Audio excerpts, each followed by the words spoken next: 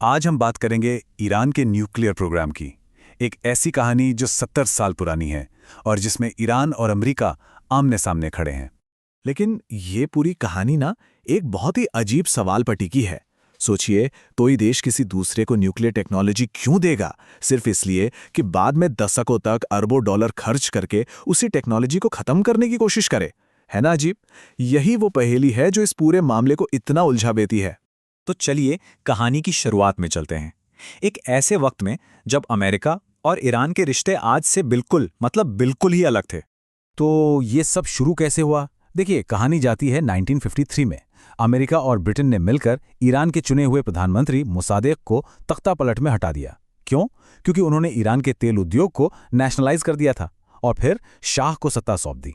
लेकिन सबसे बड़ी विडंबना देखिए, ठीक 4 साल बाद 1957 में उसी अमेरिका ने एटम्स फॉर पीस प्रोग्राम के तहत ईरान को उसका पहला न्यूक्लियर रिएक्टर दिया। जी हां, वही टेक्नोलॉजी जो आज इस सारे फसाद की जड़ है। अब थोड़ा आगे चलते हैं 1970 के दशक में। यहाँ एक ऐसा बड़ा आर्थिक बदलाव हुआ जिसने मिडिल ईस्ट में अमेरिकी फॉरेन पॉलिसी की पूरी दिशा ही बदल दी। और यहीं पर एंट्री होती है एक बहुत ही जरूरी कॉन्सेप्ट की, जिसे कहते हैं पेट्रो डॉलर सिस्टम। हुआ ये कि 1971 में डॉलर अब गोल्ड से जुड़ा नहीं रहा, तो अमेरिका को एक नया तरीका चाहिए था जिससे पूरी दुनिया में डॉलर की डिमांड बनी रहे। और वो नया सहारा क्या बना? तेल। अब ये सिस्टम था बड़ा सिंपल। अमेरिका ने सऊदी अरब जैसे तेल बेचने वाले देशों को कहा, हम आपको मिलिट्री प्रोटेक्शन देंगे। बदले में उन्होंने क्या मांगा? बस ये कि आप अपना सारा तेल सिर्फ और सिर्फ अमेरिकी डॉलर में बेचेंगे, और फिर जो एक्स्ट्रा डॉलर्स इन देशों के पास जमा हुए वो वापस अमेरिका में ही इन्वेस्ट कर दिए गए। नतीजा, पूरी दुनिया को तेल खरीदने के लिए डॉलर चाहिए था, जिससे डॉलर हमेशा डिमांड में रहा और अमेरिका का दबदबा और भी पक्का हो गया। और ये सिस्टम अमेरिका के लिए कितना जरूरी था, इसका अंदाजा इस बात से लगाइए कि जिसने भी इसे चैलेंज करने की कोशिश की, चाहे वो इराक के सद्दाम हुसैन हो या लीबिया के गद्दाफी, उनका हश्र अच्छा नहीं हुआ। मतलब साफ था, ये सिर्फ एक इकोनॉमिक सिस्टम नहीं था, ये अमेरिकी पावर का एक मजबूत पिलर था। और फिर आया वो मोड़ जिसने अमेरिका ईरान की दोस्ती को दुश्मनी में बदल दिया और दोनों देशों को एक ऐसे रास्ते पर डाल दिया जहां से वापसी मुश्किल थी। साल था 1979। ईरान में इस्लामी क्रांति हुई। अमेरिका का जो सबसे पक्का दोस्त था शाह, उसे उखाड़ फेंका गया और देखते ही देखते अमेरिका का सबसे बड़ा सहयोगी उसका सबसे बड़ा दुश्मन बन गया।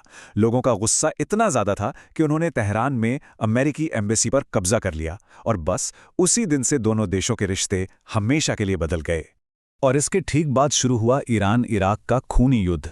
इसमें अमेरिका ने खुलकर सद्दाम हुसैन का साथ दिया। यहां तक कि जब इराक ईरान पर केमिकल हथियारों का इस्तेमाल कर रहा था, तब भी अमेरिका ने आंखें मूंद लीं।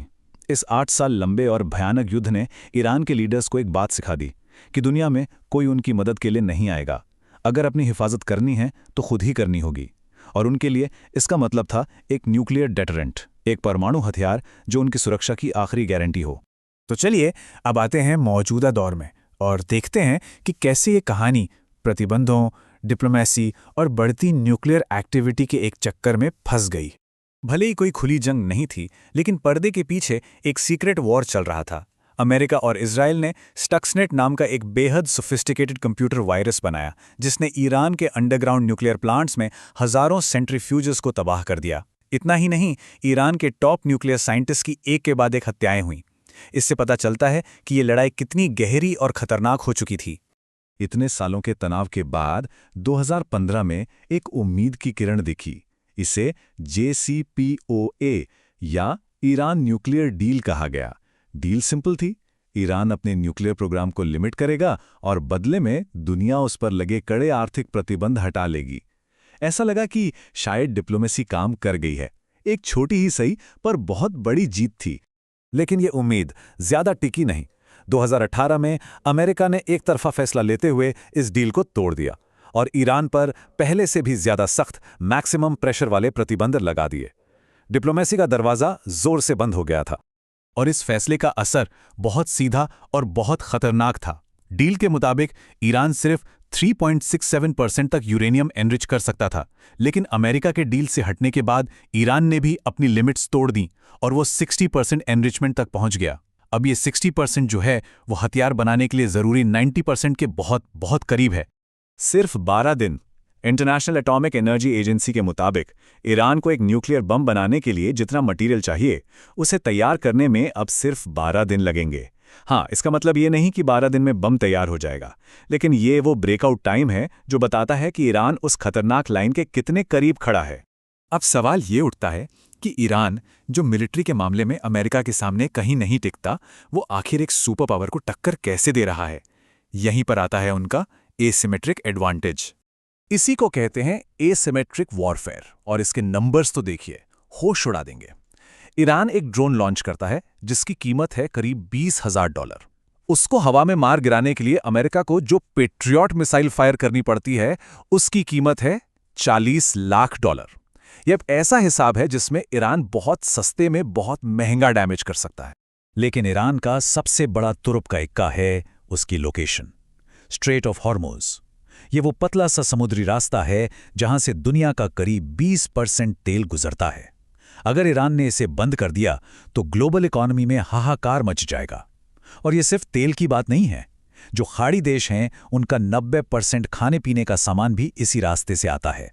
इसके अलावा भी ईरान के पास कई स्मार्ट तरकीबें हैं। वो सीधे नहीं लड़ता, वो प्रॉक्सी ग्रुप्स जैसे हिजबुल्ला और हूतियों को सपोर्ट करता है, जो उसके दुश्मनों को उलझाए रखते हैं। उसने अपनी मिसाइलें और ड्रोन्स पहाड़ों के इतने अंदर छिपा रखे हैं कि उन्हें ढूंढकर तबाह करना लगभग नामुमकिन है। उसका कमांड स्ट्रक्चर भी ऐसा है कि अगर आप टॉप लीडर्स को हटा भी दें तो भी सिस्टम चलता रहेगा। और सबसे खतरनाक, वो खाड़ी देशों की लाइफलाइन यानी पानी साफ करने वाले डीसैलिनेशन प्लांट्स पर हमला कर सकता है, जिससे लाखों लोगों के लिए पीने के पानी का संकट खड़ा हो जाएगा। तो आखिर में हम कहाँ पहुँचते हैं? एक ऐसे खतरनाक डेडलॉक पर जो इस पूरी कहानी को वापस वहीं ले आता है जहां से हमने शुरू किया था। और ये सब कुछ घूम फिर कर उसी पेट्रो डॉलर सिस्टम पर आ जाता है। स्ट्रेट ऑफ हॉर्मुज पर अपने कंट्रोल से ईरान सीधे सीधे उस सिस्टम को धमकी देता है जो इस पूरे रीजन में अमेरिकी ताकत की नींव है। यही इस 70 साल पुराने संघर्ष की असली वजह है। तो आज हम एक ऐसे मोड़ पे खड़े हैं जहां कोई आसान रास्ता नहीं दिखता।